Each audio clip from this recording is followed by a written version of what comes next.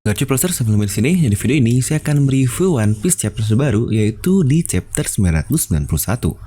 Nah, mari tanpa basa-basi lagi, kita langsung saja wadaw.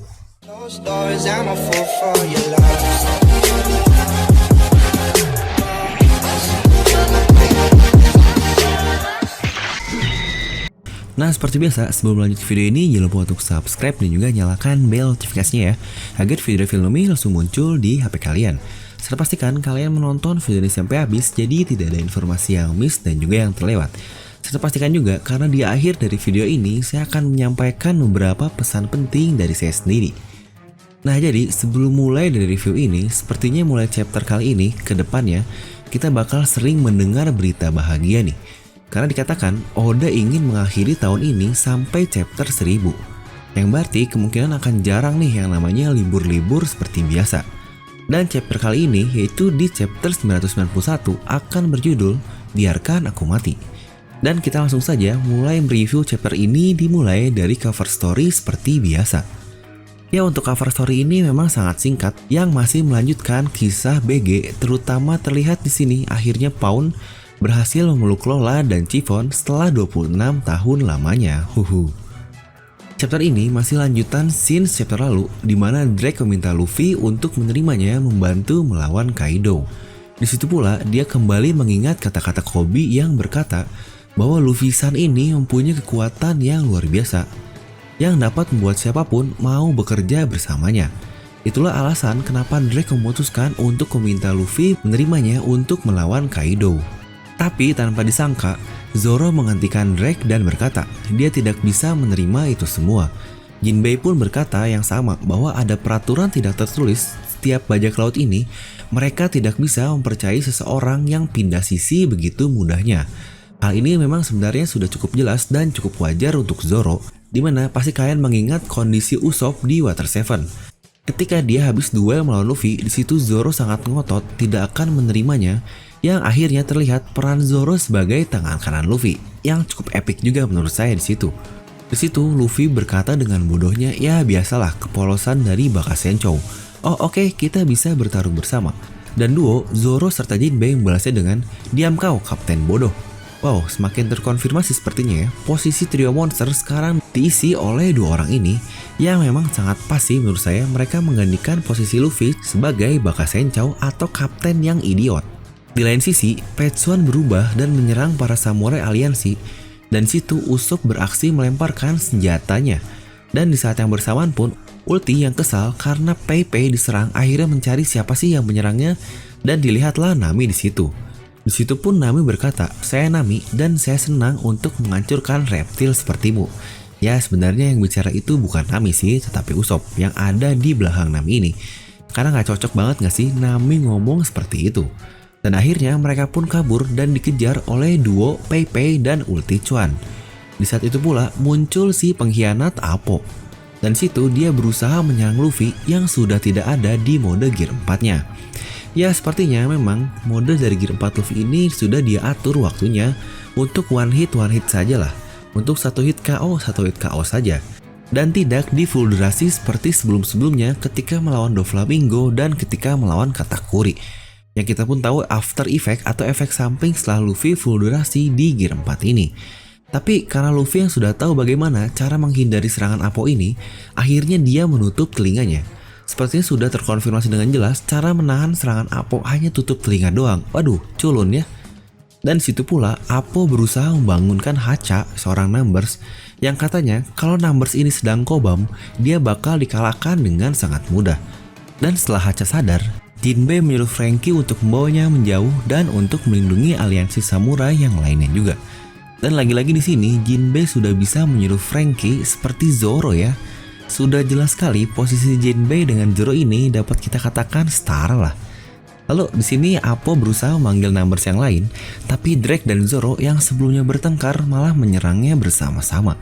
Apo pun bertanya kepada Drake, apakah dia akan memihak bajak laut lemah ini sekarang? Dan Zoro marah mendengar kata-kata dari si pengkhianat Apo ini. Drake memang sejak awal sudah sangat membenci si Apo ini. Akhirnya mereka memutuskan untuk menyerang Apo. Ya walaupun akan berlebihan sih, duo top Supernova, X-Drake dan Zoro ngelawan Apo doang. Dan saat itu pun Queen muncul dan menyerang mereka dengan machine gun. Drake kaget karena dia sadar senjata apa yang digunakan oleh Queen ini.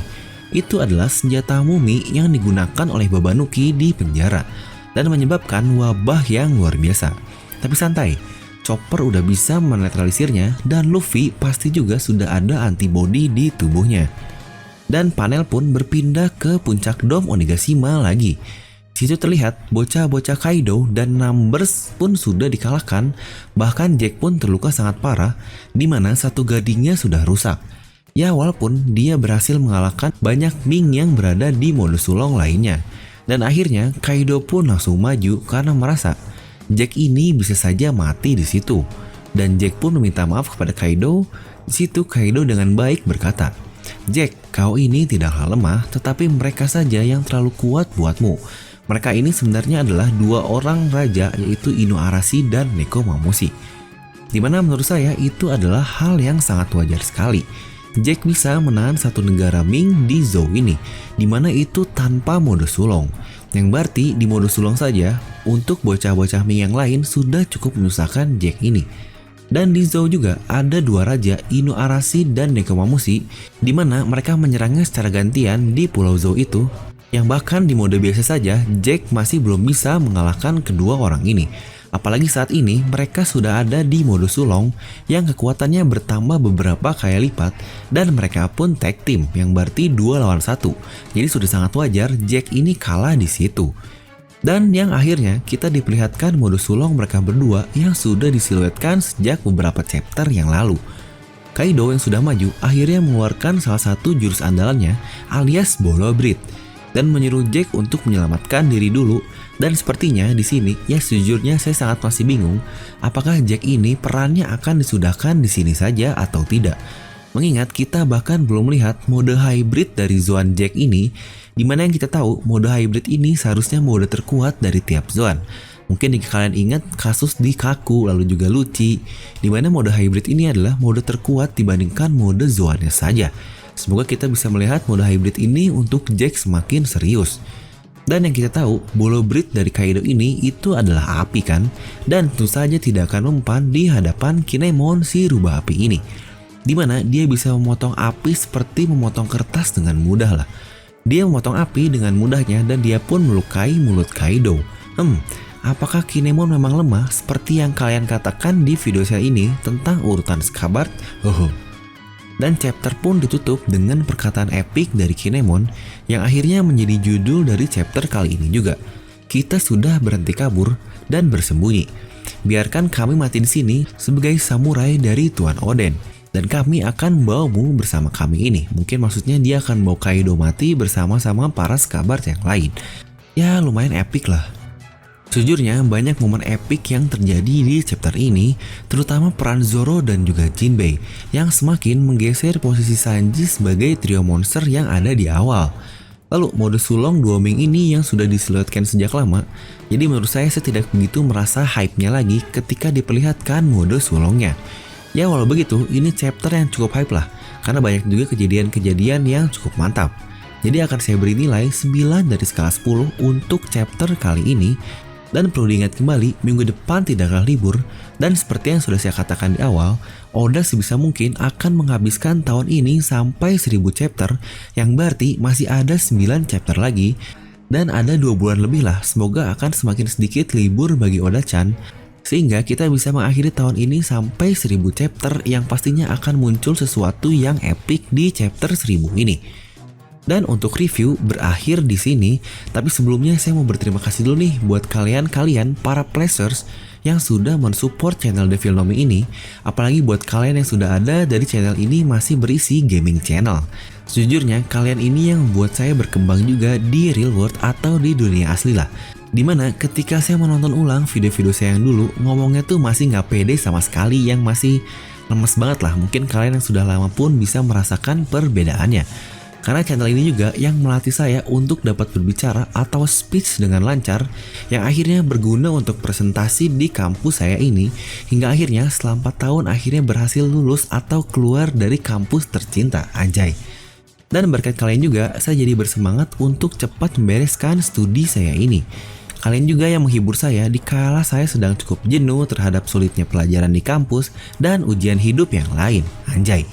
Lalu komen-komen konyol kalian pun yang bahkan bisa mengubah mood saya menjadi lebih baik. Ya walaupun tetap aja sih pasti ada komen-komen misuh bacot yang bisanya cuma merendahkan saja. Ingat, bahkan komen kecil pun yang kalian buat ngejokes itu sudah bisa membuat orang bahagia loh. Buat apa kalian harus merendahkan orang lain? Daripada menyebarkan kebencian, lebih baik menyebarkan kebahagiaan atau spread happiness. Asik. Nah mungkin sekian saja dari saya, dan banyak terima kasih juga buat kalian-kalian para players yang sudah tetap bersama channel Devilomi yang mau menuju ke 50.000 subscriber. Semoga bisa cepat ke objektif selanjutnya, yaitu ke 100.000 subscriber.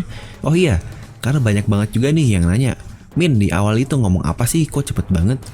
Jadi sebenarnya saya itu ngomong Garcu Placers, dimana Garcu itu ungkapan salam para Ming yang kita pun bisa melihatnya di awal video ini. Dan Placers itu diambil dari efek memakan buah iblis smile yang pasti kalian pun sudah tahu lah. Dimana maksud saya adalah agar kalian ini selalu bahagia dan tersenyum dalam kondisi sesusah apapun. Wih, wadaw banget nggak tuh artinya dari Placers ini? Dan jadi seperti itulah untuk review kali ini dan ucapan terima kasih saya dari channel Devilomi untuk kalian semua para Placers. Dan seperti biasa, semoga kalian terhibur dengan video ini. Like aja kalau kalian suka, dislike aja kalau nggak suka. Jangan lupa untuk subscribe dan juga share video ini ke teman kalian. Gue Devilomi pamit and I'll see you guys next time.